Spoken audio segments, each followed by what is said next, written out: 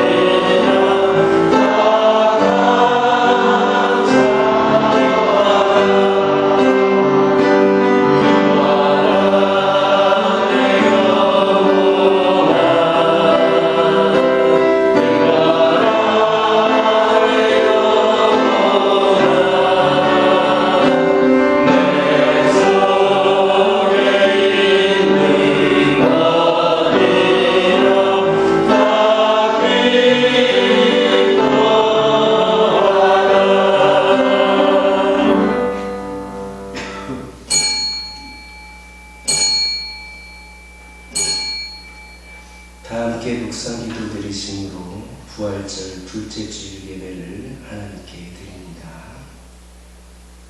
우리가 그의 계신 곳으로 들어가서 그의 발등상 앞에서 엎드려 예배하리로다.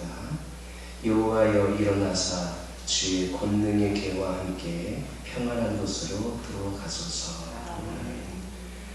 할렐루야. 예수님의 부활로 사망의 권세를 이기게 하신 하나님 아버지, 저희에게 말로 다 표현할 수 없는 부활의 감격을 노래할 수 있게 해주신 그 은혜와 사랑을 찬송드립니다. 주님께서 부활하신 권능의 계와 함께 영혼의 평안을 누리게 하시고 확고한 신앙으로 승리하도록 인도하여 주옵소서. 어떠한 고난에도 굴러서지 않게 하시고 죽음도 두려워하지 않게 하옵소서. 따라서 우리가 주님께서 부활하셨다라고 하는 복음을 만나는 사람들에게 증언하게 하옵소서.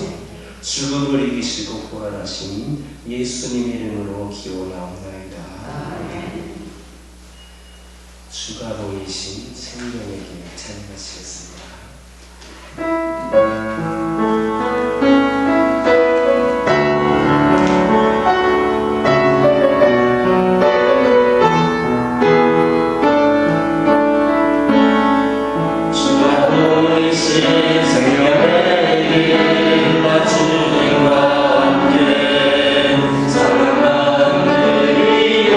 주님 앞에 나가리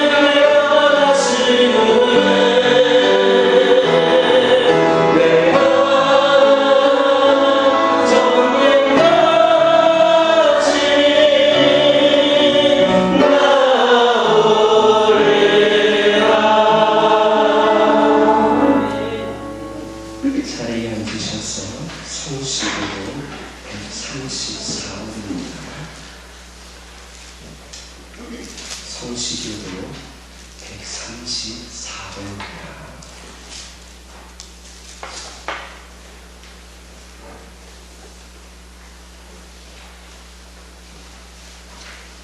134원 교독하시겠습니다.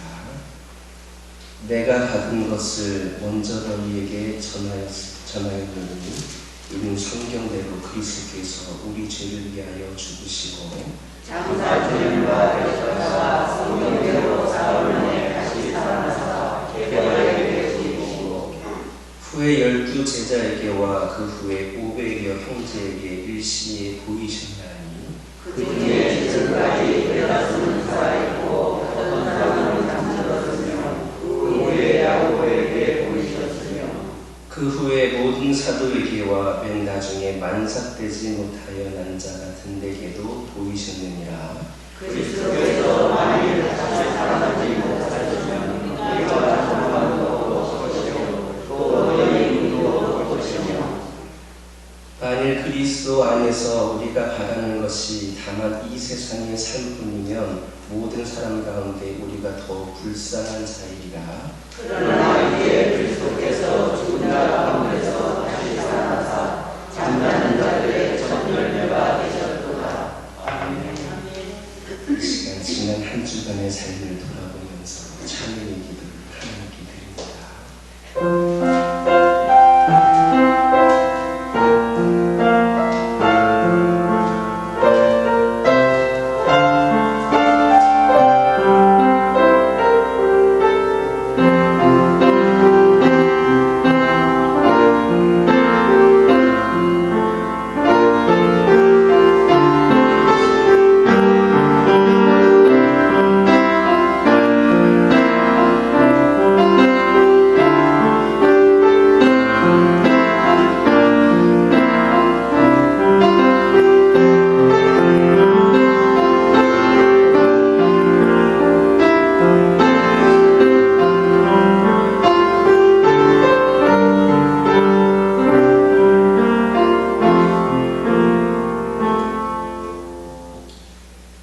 여호와여 나의 말에 귀를 기울이사 나의 심정을 헤아려 주소서.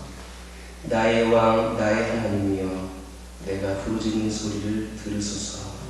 내가 주께 기도하나이다. 아멘. 찬송 32장입니다.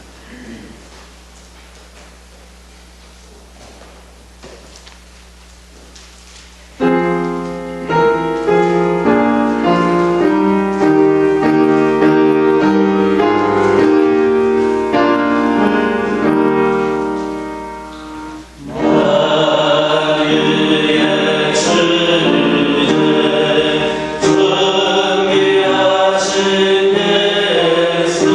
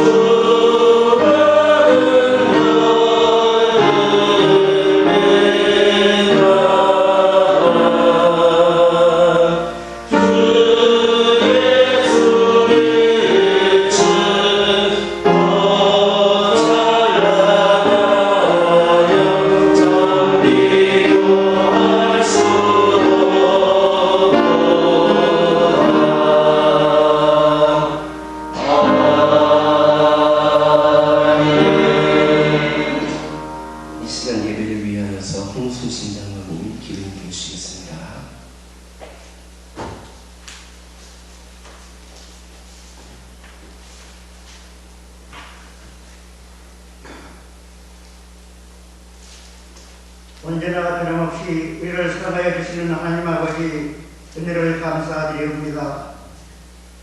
오늘도 저희들에게 귀한 기회 허락하여 주셔서 온 국지에 떠서 살던 주님의 자녀들이 이렇게 한자리에 모여 주님께 예배드리게 됨을 감사드립니다. 오늘도 드리는 예배가 우리의 몸과 마음을 담아서 정성껏 드리는 귀한 예배가 되게 하여 주시옵고 우리 주님께서 기뻐 받으시는 예배가 되게 하여 주시옵소서. 하나님 아버지, 요즘 코로나 환자가 날로 늘어나고 있습니다. 매일 끔명을 넘어서 700명대를 위협하고 있습니다. 우리 모두가 또한 많은 사람들이 코로나 때문에 불안한 생활을 하고 있습니다. 주님, 코로나를 물리쳐 주시옵소서. 코로나로 인해 많은 사람들이 또한 정부에서도 온갖 노력하고 있으나 코로나가 없어지지 않고 있습니다. 능력만하신 하나님 아버지께서 또한 말씀으로 우중함으로 전도하시는 하나님 아버지께서 주님의 귀한 말씀으로 코로나를 물리쳐 주시옵소서. 그래야 우리 모두가 안전한 생활을 하게 하여 주시옵소서. 과거의 생활을 돌아가게 하여 주시옵소서. 과거에는 모두가 다 당연한 것을만 생각하였으나 코로나가 장기화되다 보니 그 모두가 주님의 은혜였음을 다시 한번 깨닫게 됩니다. 주님께서 다시 한번 이 세상을 두고 살피시옵고 또한 이 땅에 코로나 같은 질병이 나타나지 않게 하여 주시옵소서. 하나님 아버지, 시간에 주님의 몸된 교화교회를 위하여 기도합니다. 주님께서 이곳에 교화교회를 세워주신 지도 어느덧 75년이라는 세월이 지났습니다. 우리가 주님 앞에 교회의 역사만을 자랑하지 않게 하여 주시옵소서. 주님께서 이곳에 귀한 교회를 세워주실 때에는 주님의 기쁜 뜻이 계셔서 세워주신 줄 믿습니다. 아직까지도 우리 주위에는 주님의 자녀들보다도 주님을 믿지 않는 자들이 너무나도 많이 있습니다. 우리가 그들에게 다가가서 주의 복음을 담대히 전할 수 있는 힘과 용기를 주시옵소서. 그래야 그들이 교와 교회를 통하여 우리 주님을 바로 알고 섬기게 하여 주시옵소서. 그들이 주님을 아는데 교학교회가 통로가 되게 하여 주시옵소서. 항상 교학교회에 더욱더 우리 주님의 말씀에 살아 역사하는 교회로 소문나게 하여 주시옵소서.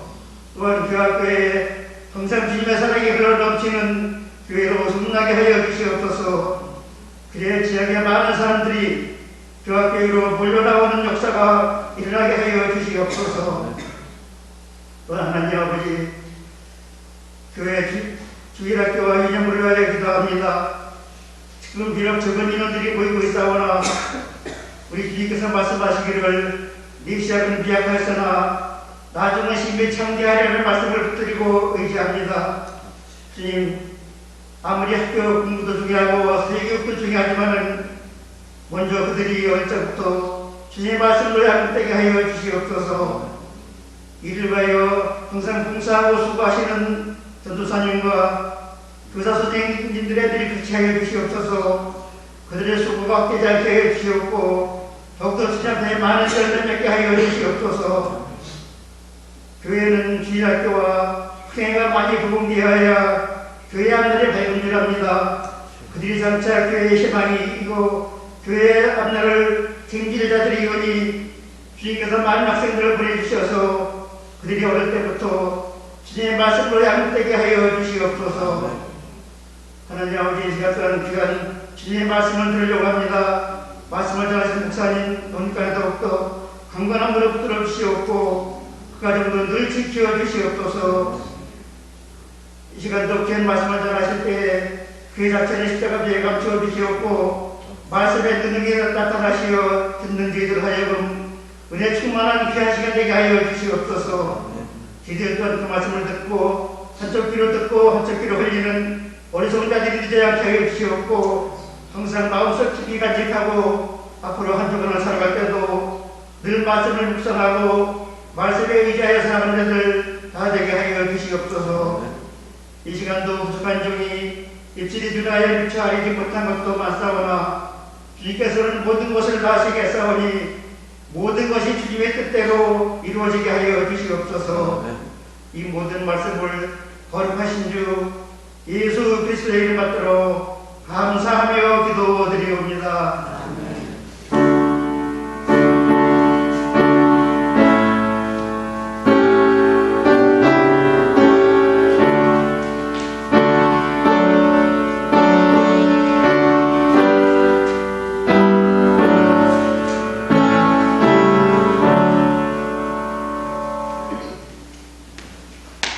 하나님께서 오늘 우리에게 주신 말씀은 요한복음 13장 3절에서 11절입니다. 신약성경 170조 요한복음 13장 3절에서 11절입니다.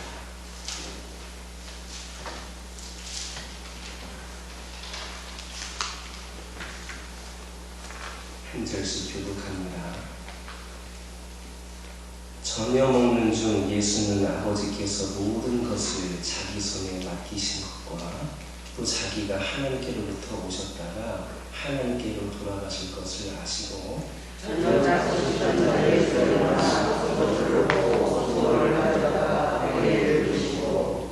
이에 대하에 물을 떠서 제자들의 발을 씻으시고 그 두르신 수건으로 닦기를 시작하여 시몬에게 이르시되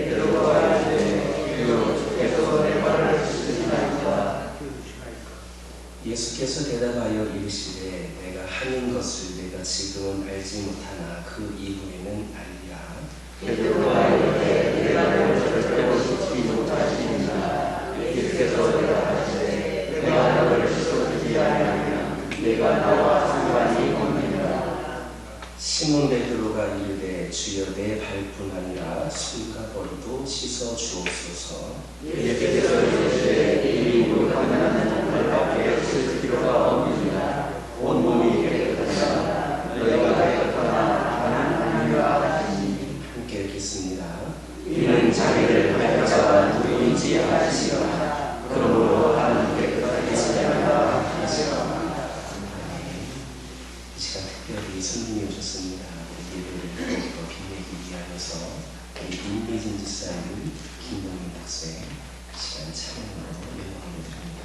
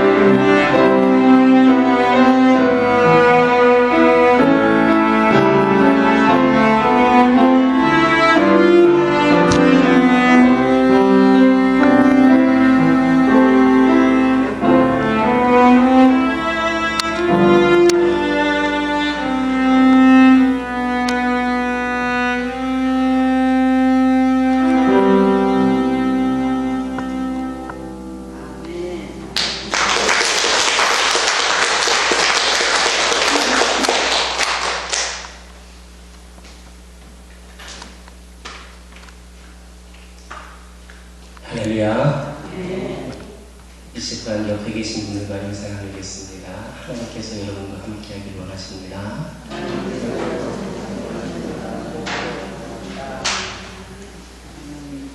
다시 한번 인사 나누겠습니다. 하나님 손 꼭 붙잡고 승리하시기 바랍니다. 할렐루야. 오늘 특성한 분들이 누군지 기억나시지요? 2주만 하면 방문하여서 찬양하시고 그러는데 이번에는 특별히 우리 교회가 간판을 달았다고, 간판만 다는 게 아니라 축하 인사를 좀 해드리고 싶다고 그렇게 해서 이렇게 방문을 하였습니다. 네, 너무나도 찬양을 은혜롭게 했기 때문에 설교가 비교되지 않을까 싶을 정도로 참 은혜 많이 받으셨지요? 아무것도 두려워 말라.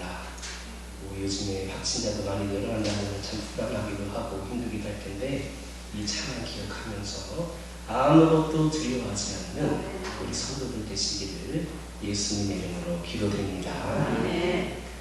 성경에는 감동적인 말씀들이 참 많이 있습니다. 또 그만큼 은혜를 주는 말씀도 많이 있습니다. 그런데 저는 개인적으로 요한복음에서는 특별히 예수님께서 제자들의 발을 씻겨주신 대목이 가장 감동이 되고 기억이 되는 것 같습니다. 그래서 아직 말씀을 전하지는 않았지만 벌써부터 설레기도 하고 흥분이 되기도 그렇습니다. 또 찬양까지도 이렇게 은혜롭게 하게 되니까 더 그런 것 같습니다. 여러분들도 오늘 말씀을 통하여서 하나님이 주신 은혜와 감동이 가득한 그런 시간 되시기를 예수님의 이름으로 기도드립니다. 지금까지 우리는 계속해서 요한복음에 있는 말씀을 살펴보고 있습니다. 제가 부임을 한 이후로 특별한 절기를 제외하고는 주일예배 때 요한복음의 말씀으로 하나님의 은혜를 나눴습니다. 그동안 3장의 말씀부터 살펴보았기 때문에 비록 1장과 2장의 말씀은 아직 함께 나누지는 않았지만 끝나고 남을 겁니다. 걱정하지 마시기 바랍니다. 이 요한복음 1장에서 12장까지의 말씀을 비유한다면 성소에 비유할 수가 있습니다. 그리고 우리가 살펴보고 있는 23장부터 마지막 장까지는 지성소에 비유할 수 있습니다. 지난번에 말씀드렸던 것처럼 그동안 예수님은 대중을 상대로 설교를 하셨습니다. 불특정 다수, 많은 사람들 앞에서 설교를 하셨습니다. 종교 지도자들인 바리새인, 사두개인과 논쟁을 하기도 하셨고 권력자들과도 논쟁하셨습니다. 그러나 이제는 예수님께서는 대중을 상대하거나 공중 모임을 갖거나 하지 않으십니다. 예수님께서는 장소를 옮겨서 조그마한 다락방으로 12제자를 불러서 식사를 하십니다. 이것이 그 유명한 최후의 만찬입니다. 그리고 예수님은 식사 중에 사랑하는 제자들에게 사적인 이야기를 하십니다. 제자들끼리만 모여있기 때문입니다. 따라서 더 솔직하고 진솔한 이야기들이 있기 때문에 이 이야기는 비밀스럽고 깊이가 있다, 이렇게 말씀드릴 수 있겠습니다. 요한복음 13장에서 17장까지는 마치 사랑하는 사람들에게 고백을 하는 것처럼 들려주시는 그런 천국의 비밀들이 기록되어 있습니다. 그래서 예수님은 말씀하시기 전에 먼저 사랑을 고백하십니다. 그래서 지난번에 살펴보았던 요한복음 13장 1절을 보면 이런 말씀이 있습니다. 세상에 있는 자기 사람들을 사랑하시되 끝까지 사랑하십니다. 말씀을 시작하기에 앞서서 제자들에게 말씀하시기에 앞서서 세상에 있는 자기 사람들을 사랑하시는데 끝까지 사랑하시느니라, 이렇게 말씀하셨습니다. 이처럼 예수님의 사랑은 변함이 없습니다. 지극하며 애절합니다. 예수님은 사랑하시는데 그냥 잠깐 동안 사랑하는 것이 아니라 끝까지 사랑하시는 분입니다.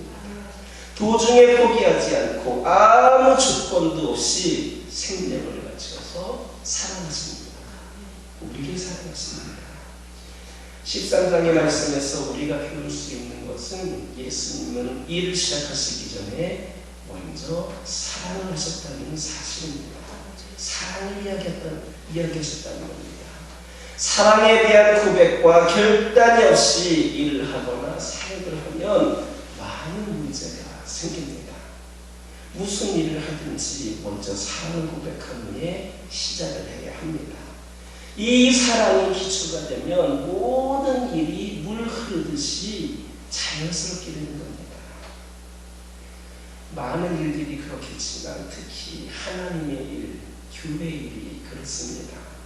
우리가 주님의 일을 할 때에 먼저는 우리 하나님을 사랑하고 또 주님의 일을 사랑하고 그 사랑을 기초로 한 마음의 결단이 있어야 매사에 감당하는 모든 일들이 물 흐르듯이 진행되고 감당할 수가 있는 겁니다. 내가 주님을 사랑하지 않고 교회를 사랑하지 않는다면 일을 하는 가운데에 그 사랑이 부족함으로 인하여서 시험에 들 수가 있습니다. 왜 나만 이 고생을 하느냐고 생각을 합니다.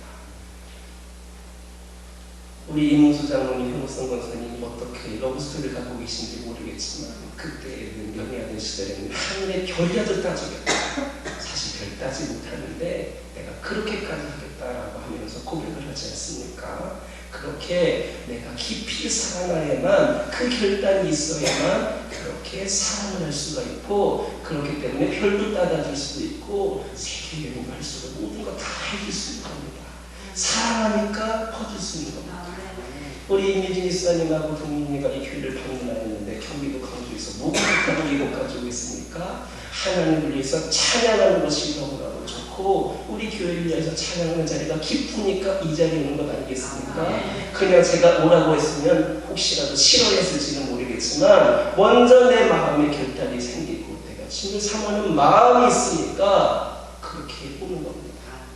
끝나고 3시 바쁜 일이 있다고 하는데 여러분 같으면 오겠습니까? 다음에 가겠다고 할 수도 있을지도 모르겠습니다. 주님을 사랑하는 마음이 있을 때에 그 결단과 고백이 있을 때에 찬양을 할 수가 있고 주의를 할 수가 있는 겁니다. 그러므로 우리가 주님의 종으로서 주님의 자녀로서 먼저는 우리 주님을 더 깊이 사랑하고 또 우리 주님께서 맡기신 그 일 또한 더 깊이 사랑하여서 나에게 맡겨진 그 일을 깊이 사랑하여서 그 마음과 결단으로 충실히 임할 수 있기를 주님의 이름으로 축원합니다. 아멘. 예수님의 사랑은 변함없는 사랑입니다. 아멘. 예수는 그 사랑을 위해서 생명까지도 내던지십니다. 아멘. 그에 비해 우리 인간의 사랑은 어떻습니까? 실은 그렇지를 못합니다. 어느 한순간이나 얼마 동안은 그럴 수 있을지는 모르지만 그 이면에는 배신이라고 하는 마귀가 도사리고 있습니다. 그래서 요한복음 13장 2절을 보니까 이 마귀가 가룟 유다에게 예수님을 팔겠다라고 하는 그런 생각을 집어넣습니다.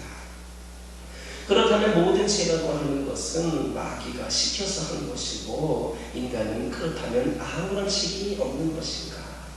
그렇지 않습니다. 마귀가 인간에게 죄를 짓게 할 생각을 집어넣었다 할지라도 우리 인간들이 그것을 동의하고 받아들였기 때문에 우리에게 문제가 있는 겁니다. 수많은 유혹이 와도 그 마귀가 우리 마음에 큰 마음을 준다 할지라도 우리가 안 하면 되는 겁니다. 우리가 자제하면 되는 겁니다. 하지만 우리가 죄를 지었다라고 하는 것은 그것을 받아들이고 내가 행동으로 옮겼으니까 죄를 지은 겁니다. 그렇기 때문에 거기에 문제가 있습니다. 모든 죄는 이처럼 마귀와 인간들의 합작합니다. 이렇게 말할 수 있겠습니다. 모든 죄에 대해서 마귀가 저질렀고 생각을 집어넣어 주었지만 우리의 본능과 속성에 따라서 의지적으로 죄를 저질렀다는 데에 문제가 있다라고 하는 겁니다. 이제 예수님께서는 사랑하는 제자들과 다락방에 모여서 소박한 만찬을 하십니다. 이 장면은 레오나르도 다빈치의 최후의 만찬이라고 하는 그림으로 남겨져서 세대를 이어서 오늘날까지도 많은 영향력을 끼치고 있습니다. 그 그렇다면 왜 최후의 만찬이, 그 최후의 만찬이 많은 사람들, 특히 예수님을 믿는 사람들에게 영감을 주는가? 그 이유는 이 만찬 중에 두 가지의 사건이 있었기 때문입니다. 그 중에 하나는 당시에 이 최후의 만찬의 자리에서 성만찬이 이루어진 겁니다. 그들이 식사하고 있을 때에 예수님께서는 빵을 들어서 감사기도를 드리신 후에 그것을 떼어서 제자들에게 주시면서 말씀하십니다. 받아서 먹어라. 이것은 내 몸이니라. 이어서 잔을 들고 말씀하십니다. 너희 모두 이것을 마시라. 이것은 죄사함을 위해 많은 사람을 위해서 흘리는 내 피, 언약의 피다. 당시 제자들은 이 말씀을 잘 이해하지를 못했습니다. 예수님이 떡과 포도주를 나눠주시면서 나의 살과 피다 이렇게 말씀하신 뜻을 제자들은 십자가 사건 이후에야 깨달았습니다. 우리는 무의식적으로 아주 중요한 그런 영적인 일들을 할 때가 있습니다. 성만찬을 할 때가 그렇습니다. 아무 생각 없이 그냥 시키는 대로 하는 그런 경우가 있습니다. 사실 제가 부임한 이후로 코로나19로 인하여서 아직까지 우리 교회는 성만찬을 해지를 못했습니다. 그런데 이 성만찬이라고 하는 것은 쉽게 말해서 예수님을 먹는 일입니다. 우리가 성만찬을 통하여서 예수님을 먹습니다. 그런데 우리가 예수를 믿을 때에 갈등이 생기는 이유가 무엇인지 아십니까? 그것을 머리로 이해하려고 하고 의지적으로 믿으려고 하기 때문입니다. 예수를 먹는 게 뭐야? 이것을 머리로 이해하려고 하고 의지적으로 믿으려 하기 때문입니다. 그래서 그러다가 어떻게 그럴 수 있느냐고 하면서 의심이 들고 이성적인 논리에 맞지 않으면 갈등이 시작됩니다. 성만찬 사건을 통해서 보면 믿음이라고 하는 것은 한마디로 예수님을 먹는 겁니다. 그래서 우리의 피가 되고 살이 되는 겁니다. 즉 성만찬은 뭐냐? 그분이 내 안에, 내가 그분 안에 들어가는 것입니다. 우리의 삶에 그분의 피와 살의 흔적이 있는 것이 성만찬의 삶입니다. 그것이 예수를 믿는 겁니다. 우리의 삶에 그 성만찬의 삶을 살아가는 것이 예수님을 믿는 겁니다. 내 안에 예수님이 계시고 예수님 안에 내 안에 있는 것이 성만찬의 삶을 살아가는 겁니다. 예수님이 우리 안에 들어오는 것이 성만찬입니다. 그래서 최후의 만찬이 아름다운 겁니다. 예수님이 내 안에 오시고 내가 예수님 안에 들어가는 사건이 있었기 때문에 아름다운 것이고 길이 후대에 전해질 수 있었던 겁니다. 다른 또 하나의 사건은 예수님이 음식을 드시던 중에 일어나서 허리를 수건에 두르시고 대야에 물을 떠다가 제자들의 발을 씻기신 겁니다. 이처럼 두 사건이 모두 다 최후의 만찬 중에 있었습니다. 그런데 우리는 어느 사건이 먼저이고 나중인지는 사실 알 수는 없습니다. 사복음서에 두 사건에 대한 기록이 있을 뿐인데 마태복음, 마가복음, 누가복음에는 성만찬이 기록이 되어 있고 요한복음에는 제자들의 발을 씻겨주시는 것만 기록이 되어 있습니다. 이 사복음서를 합쳐서 우리가 묵상해 보면 성만찬은 예수님께서 제자들의 발을 씻겨주신 사건이다 이렇게 말할 수 있습니다. 단순히 제자들의 발을 씻겨주는 섬김과 겸손을 넘어서 성만찬이라고 하는 의미를 가진다는 말입니다. 여러분들 많은 봉사 하실 겁니다. 물론 교회에서도 하고 다른 밖에서도 하고 지역에서도 많은 봉사를 할 텐데 우리가 하는 봉사나 헌신에서 그리스도의 십자가와 성만찬의 의미를 내포되어 있지 않는다면 그런 마음으로 한 것이라면 그것은 자기의 의에 그리고 자기를 드러내는 그런 것에 그치고 만다라고 하는 겁니다. 그러나 진정으로 그리스도의 발 씻김, 섬김, 봉사, 헌신의 의미가 있을 때에 우리가 하는 봉사도 바로 그러한 주님을 위하여 사는 성만찬의 의미를 가진다는 겁니다. 예수님께서 발을 씻기신 것이 성만찬이라고 하는 이유가 바로 그것입니다. 그냥 걸어서 발을 씻겨주신 의미가 아닙니다. 우리가 하는 모든 봉사나 헌신이나 섬김이 내 자신의 의를 드러내는 것에 그치는 것이 아니라 진정 우리 예수님께서 보여주시는 성만찬으로서의 섬김이고 성만찬으로서의 봉사이고 성만찬으로서의 헌신일 수 있기를 주님의 이름으로 축원합니다. 3절의 말씀을 함께 읽겠습니다. 저녁 먹는 중 예수는 아버지께서 모든 것을 자기 손에 맡기신 것과 또 자기가 하나님께로부터 오셨다가 하나님께로 돌아가실 것을 아시고, 예수님께서 제자들의 발을 씻어주신 것은 그들이 발을 더러웠기 때문이 아닙니다. 문화나 습관에 따른 것도 아닙니다. 단순히 남을 섬기는 겸손과 섬김의 도리를 가르치는 그런 메시지도 아닙니다. 그보다 훨씬 더 깊은 구원의 상징적인 의미가 있고 영적인 통찰력이 있는 그런 사건입니다. 오늘날의 기독교는 착한 일, 좋은 일을 하는 선행 종교가 된 경우를 많이 볼 수 있습니다. 그러나 그런 것들은 다른 종교들도 가능하고 믿지 않은 사람들도 할 수가 있습니다. 사실 기독교의 진리는 차원 높은 구원론의 그 본질적인 핵심이 있습니다. 많은 사람들이 이런 영적인 진리를 깨닫지 못하고 그냥 습관적으로, 도덕적으로, 윤리적으로 교회에 나오는 경향이 있습니다. 그런데 그런 사람들은 절대로 자신의 생애를 변화시킬 수 없습니다. 여러분, 신앙의 궁극적인 목표가 무엇이냐? 내 자신의 변화입니다. 내가 변화가 돼야 내 가정도 변화가 되는 것이고, 내가 변화돼야 내가 다니는 직장도 변화가 되는 것이고, 내가 변화돼야 내가 다니는 교회도 변화가 되는 것이고, 내가 변화돼야 이 지역도 변화가 되고 나라도 변화가 되는 겁니다. 그런데 영적인 진리를 깨닫지 못하고 그냥 습관적으로, 도덕적으로, 윤리적으로 교회에 다닌다라고 한다면 내가 10년을 다니든 20년을 다니든 그 이상을 다니더라도 변화가 일어나지를 않습니다. 우리는 변해야 합니다. 영적인 변화가 있어야 합니다.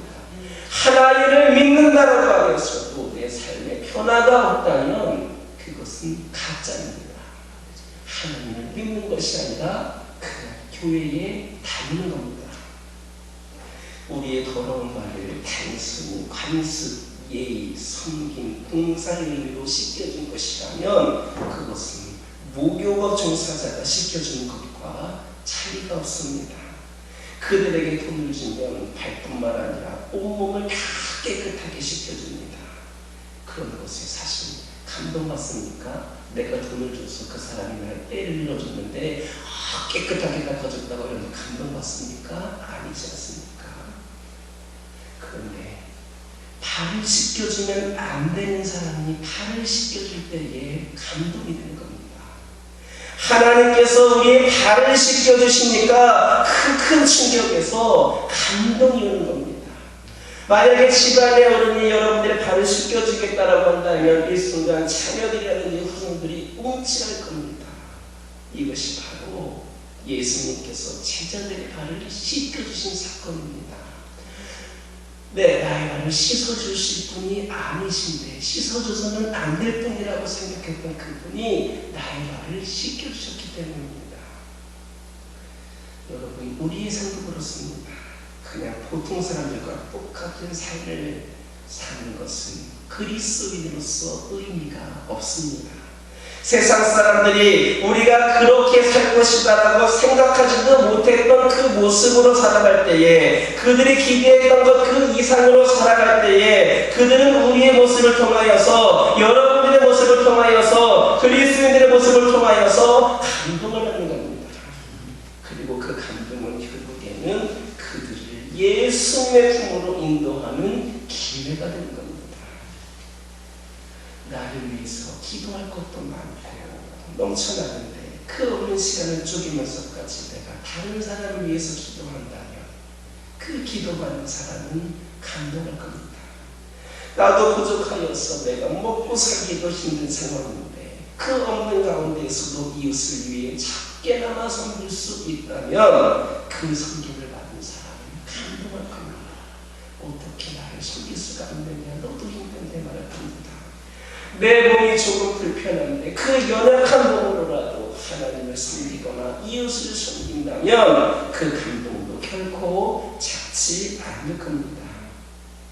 내 마음이 여의치가 않은데 힘들어하고 있는 그 누군가 이야기를 조금이라도 들어주며 공감해 줄 수 있다면 그것 또한 큰 힘이 되고 감동이 될 것입니다.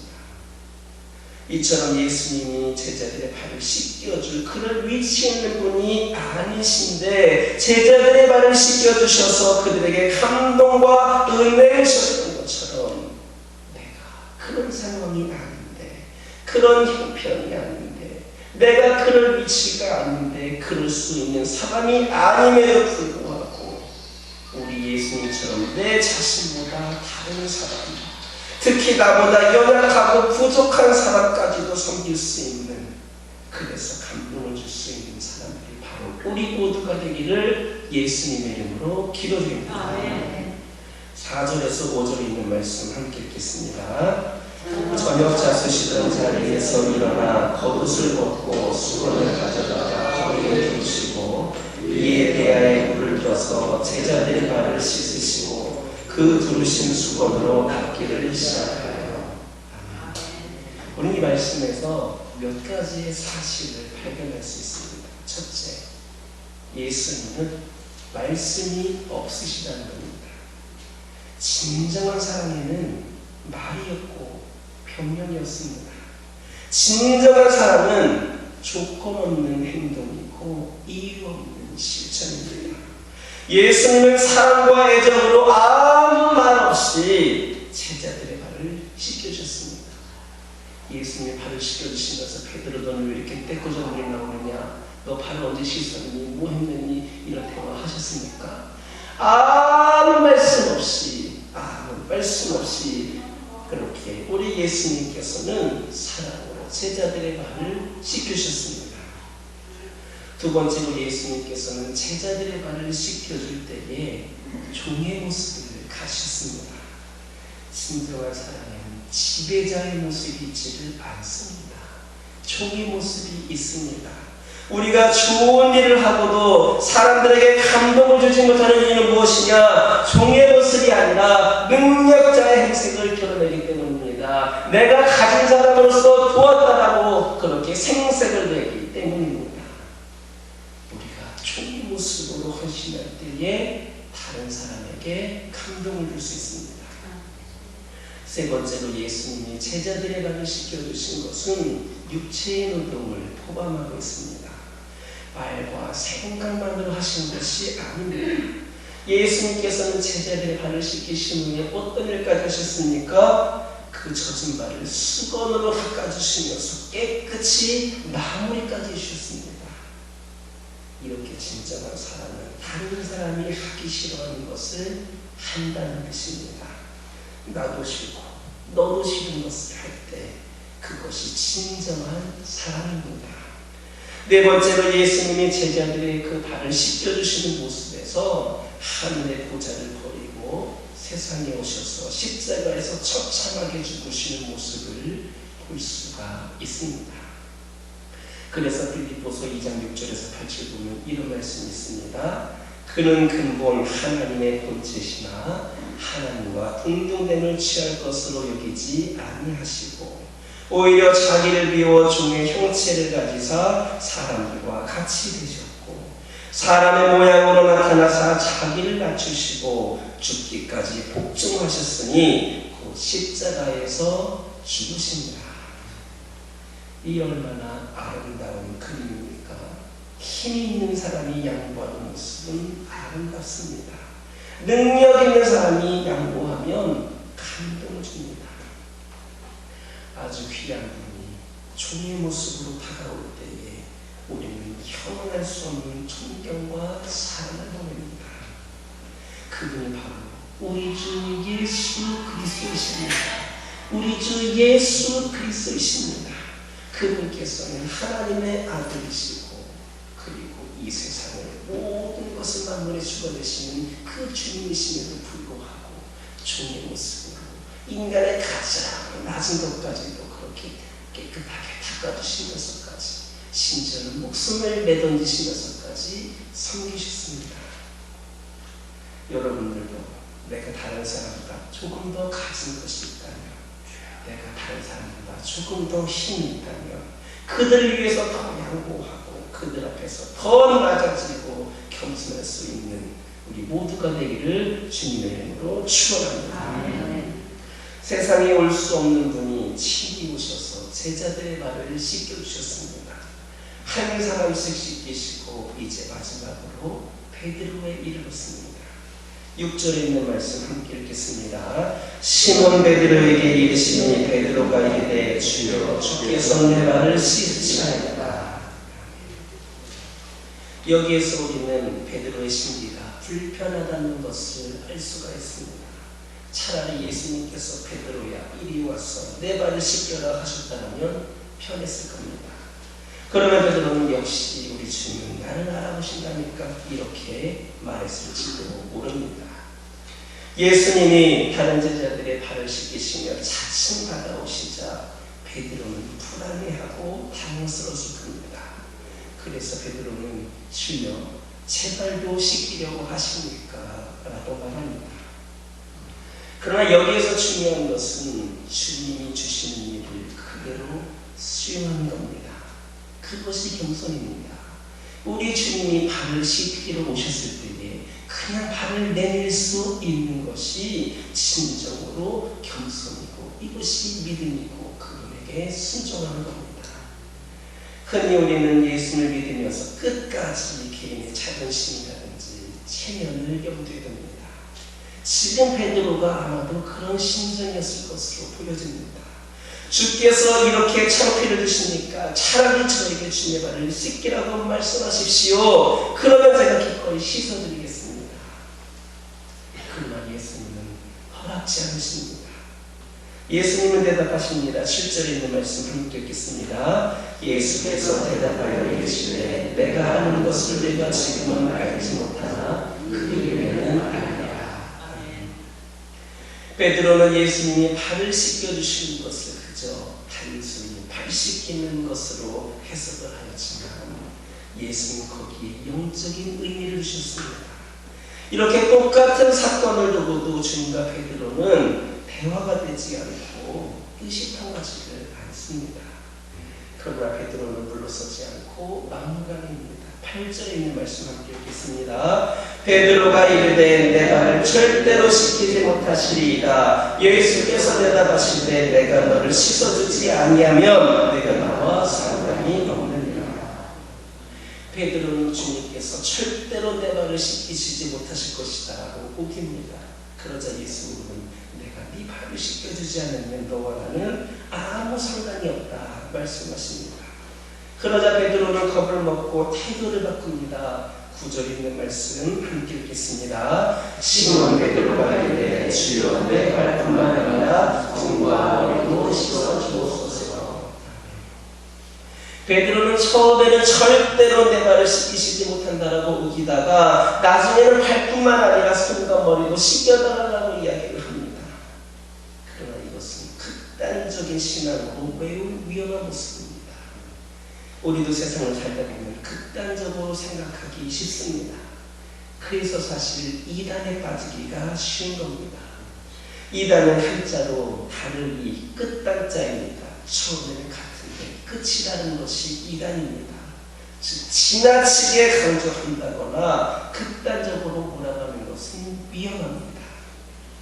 그런데 예수님께서는 상상도 못할 정도로 기가 막힌 대답을 하십니다. 10절에서 11절 함께 읽겠습니다. 예수께서 이르시되 이미 목욕을 한 자는 발밖에 씻을 필요가 없느니라. 온몸이 깨끗하니라. 너희가 깨끗하나 나는 아니니라. 하시니 이는 자기를 팔자가 누구인지 아시니라. 그러므로 다른 깨끗하지 아니하다 하시니라. 이 말씀은 구원받은 자가 하나님 앞에 나아가는 겸손과 온유와 섬김의 도리가 무엇인지, 세상을 변화시킬 수 있는 것이 무엇인지를 보여주는 메시지를 담고 있습니다. 예수님과 베드로의 이 대화에서 우리가 배워야 할 세 가지 교훈이 있습니다. 첫째, 진정한 믿음은 하나님께 무엇을 드리는 것보다 그분이 시키시는 일을 그대로 순종하며 받아들이는 일입니다. 많은 사람들이, 믿음이 좋은 사람들은 이것저것 다 드릴 수 있는 사람들, 헌금도 많이 하고 이것도 많이 하고 많이 하던 사람들이 믿음이 좋다라고 생각을 하는데, 물론 그분들도 믿음이 좋은 분들입니다. 그러나 정말 믿음이 좋은 사람들은 내가 무엇을 드리기에 앞서서 그분이 시키시는 일은 그대로 순종하면서 받아들이는 겁니다. 내가 행동하기보다 더 어려운 것이 수용하는 겁니다. 내가 무엇을 하는 것보다 그냥 모든 것을 받아들이는 것이 어려운 겁니다. 무엇을 해야 기분이 좋고 어떤 것을 해야 생색이 나는지 생각하지 말라는 겁니다. 먼저 하나님께서 베푸신 일을 받아들이라고 하는 겁니다. 제자들의 발을 씻기실 때에 내가 씻겨주겠다라고 하셨으면 그냥 발을 내밀면 되는 겁니다. 우리가 생각할 때는 이게 어처구니없는 상황인지는 모르지만 진정한 믿음이 있는 자는 다른 표를 열지 아니하고 주님의 분명한 뜻이 있으시기 때문에 계획이 있으시다고 하는 것을 알고 말씀하시면 그대로 수용하면 되는 겁니다. 주님이 발을 씻겨주신다고 할 때 발을 앞으로 내놓을 수 있는 자가 겸손한 사람입니다. 인간적인 생각으로 못하겠다라고 여기는 것은 오만이요 교만이다라고 하는 겁니다. 두 번째로 발을 씻는다는 것과 목욕을 한다는 것은 차이가 있다는 것입니다. 여기에서 발을 씻는다라고 하는 것은 뭐냐? 회개를 가리킵니다. 그 목욕하는 것은 뭐냐? 구원을 가리키고 있습니다. 구원받은 자는 다시 구원을 논할 필요가 없습니다. 목욕을 한 자는 다시 목욕할 필요가 없습니다. 우리는 이미 목욕을 한 사람이지만, 여러분들 오늘도 목욕할 수도 있고 저녁에도 목욕을 할 수 있겠지만, 우리는 손과 발을 매일 자주 씻습니다. 왜 그렇습니까? 우리의 손발은 항상 더럽기 때문입니다. 외출을 하고 집으로 돌아오면 손발이 닦습니다. 마찬가지로 우리 예수님 믿고 우리는 구원을 다 받았지만, 구원받은 자들이지만 우리가 순간순간마다 더러워진 것을 이 세상에서 지내다 보면 우리가 또 악한 것으로부터 영향을 받을 수도 있고, 우리가 때로는 죄 속으로 인해서 죄를 질 수도 있을 터인데, 순간마다 이 더러워진 것을 그분의 이름으로 회개를 해야만 합니다. 그게 발 씻기입니다. 예수님께서 그들의 발을 씻겨주신 의미가 바로 그것입니다. 그들은 구원을 받은 자들인데 그들이 낙취된 모습 가운데에 그들이 온전한 믿음을 못 갖고 있음으로 말미암아 바로 발 씻어주심을 해주신 겁니다. 세 번째로 극단적인 신앙은 위험하다는 겁니다. 건강한 신앙은 모든 면에 있어서 균형이 잡혀 있습니다. 사람이 신체적으로 건강하다는 것은 어느 한 부분이 발달한 것을 말하는 것이 아닙니다. 전체가 골고루 발달하는 것을 말합니다. 그런 거 우리 성도는 믿음과 행동의 균형이 있어야 합니다. 말로만 믿음 갖지 마시고 기도만 하지 마시고 믿음으로 기도하며 실천도 할 수 있는 균형된 자들이 되어야 합니다. 십자가에 죽음이 있다는 부활도 있는 겁니다. 십자가만 강조하지 마시고 부활도 함께 균형 있는 그러한 믿음을 강조해야만 합니다. 사람이 신체적으로 건강하다는 것은 어느 한 부분이 발달한 것, 건강한 것을 말하는 것이 아닙니다. 머리끝부터 발끝까지 아픈 곳이 없고 고르게 성장하였을 때에 건강하다고 말하는 겁니다. 그런 것은 믿음과 행동의 균형이 필요합니다. 그냥 나 혼자만 믿음을 지키려고 하지 마시기 바랍니다.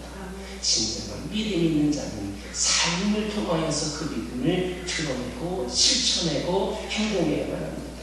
십자가와 부활의 균형이 필요합니다. 십자가에서 죽는 일도 필요하지만 부활의 영광도 필요합니다. 성령과 말씀의 균형이 필요합니다. 또 일과 휴식의 균형이 필요합니다. 침묵할 때와 말할 때의 조화가 필요합니다. 이처럼 우리도 어느 한 곳에 치우치는 것이 아니라 극단적으로 어느 한 곳에 쏠려 있는 것이 아니라 말씀을 묵상하고 있으면 기도도 있어야 되고 말씀으로 우리가 은혜 받았으면 또한 성령 체험도 해야 되고 고르게 어느 한쪽에만 치우친 신앙생활을 해서는 안 된다는 겁니다. 그러므로 균형 잡힌 믿음과 행동을 가지고 예수님께서 제자들의 발을 씻겨주신 것처럼 우리도 균형 잡힌 믿음으로 다른 사람의 발을 씻겨줄 수 있는 복이 있기를 주님의 이름으로 축원합니다. 기도하겠습니다. 사랑의 하나님 감사합니다. 오늘도 저희에게 귀한 말씀을 허락하여 주시어서 저희들의 성만찬의 삶을 살아야 하고 또 아버지 하나님 저희들의 삶 가운데에 그 믿음이 그 모든 헌신과 봉사가 그 섬김이 바로 그 성만찬의 의미를 담고 있지 못하다고 한다면 그것은 결국 하나님께서 원하시는 섬김이 아니다라고 하는 것을 말씀을 통하여서 들었습니다. 저희들이 무슨 일을 하든지 간에 먼저는 아버지 하나님 그 일에 대해서 사랑하는 마음이 있게 하여 주시고 그리스도의 사랑의 의미를 담아서 모든 일을 감당할 수 있기를 소망합니다. 특별히 주님을 사랑하게 하여 주시고 주님께서 맡기신 일을 사랑하게 하여 주시사 그냥 은혜만 받고 말씀만 묵상하는 것으로 시간이 끝나는 것이 아니라 삶 속에서 실천나가며 죄를 감당하며 나가는 균형 잡힌 신앙인들이 저희들이 되게 하여 주시옵소서. 예수님의 이름으로 기도드립니다. 453장입니다.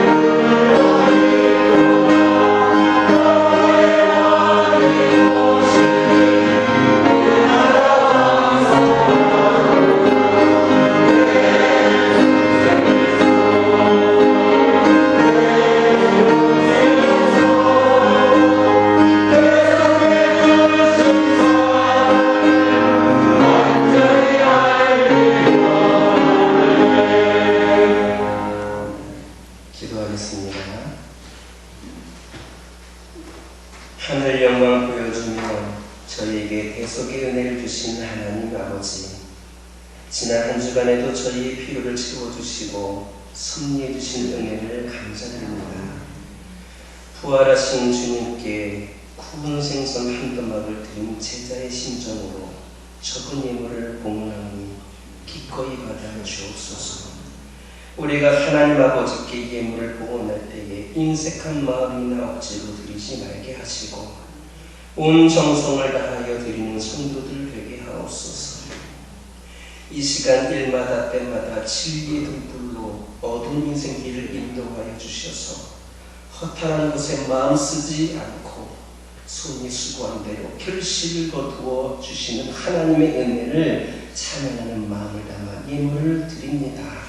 이 예물이 드려질 때에 교회를 통하여서 세상에 헐렁통파가 넘어지 못하는 복음의 얼타리가 되게 하옵소서. 우리가 가련한 생명을 지키고 가족의 생계를 위하여 대부분을 남기고 비록 적은 예물을 봉헌하오나 기쁘게 받아 주옵소서. 하나님께서 주신 것 가운데 일부를 11조 예물을 봉헌하는 성도들을 기억하시고 약속하신 축복을 베풀어 주옵소서. 여러 가지 종목으로 봉헌하는 성도들의 감사 예물을 받아주시고 그들의 소원을 이루어 주옵소서. 선교 예물과 고제 예물을 드리는 성도들의 손길이 하나님의 축복을 이뤄내는 손길이 되게 하옵소서. 안내와 봉사의 손과 발이 된 성도들의 헌신도 기억하여 주시고 다음 세대를 위해 교사로 수고하는 손길까지 생명책에 기록되는 광명을 보게 하옵소서. 이 시간 드리지 못한 심령도 있습니다. 마음에 주님이 주신 응답의 기쁨을 하나로 안고 돌아가서 하늘마다 주님의 권능으로 주실 것이 7배나 더해지는 감격 있게 하여 주시고 다음 주일 주님께 드린 날이 기다려지는 손길을 되게 하옵소서. 오늘도 응답하여 주시는 주 예수님의 이름으로 축복하며 기도드립니다. 아멘. 교회 소식 전해드립니다. 여러분들도 언론을 통해서 들었던 것처럼 중국 방역 지침이 기존 2단계가 3주간 연장이 되었습니다.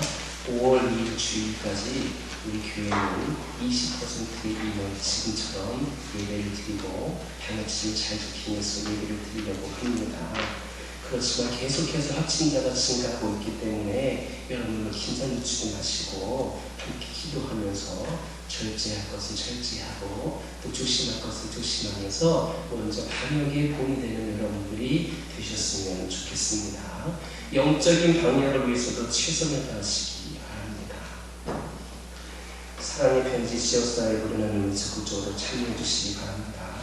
우리 교우 소식을 전해드립니다. 우리 박금옥 집사님께서 일산병원에 입원을 하셨습니다. 기도해 주시기 바랍니다. 특별히 오늘 우리 특송을 해주시는데 특송만 한 것이 아니라 축하하는 마음으로 우리 백설기떡을 준비해 오셨습니다. 여러분들 나가실 때에 한 개씩 가져가셔서 여러분들이 또 맛있게 드시고 우리 이분들 위해서도 기도해 주시기를 바랍니다.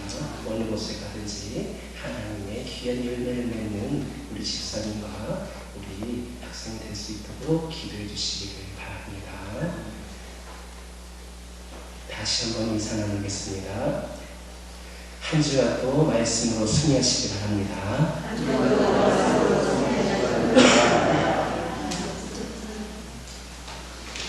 다 같이 일어서셔서 주기도 무성으로 하나님께 영광을 드립니다.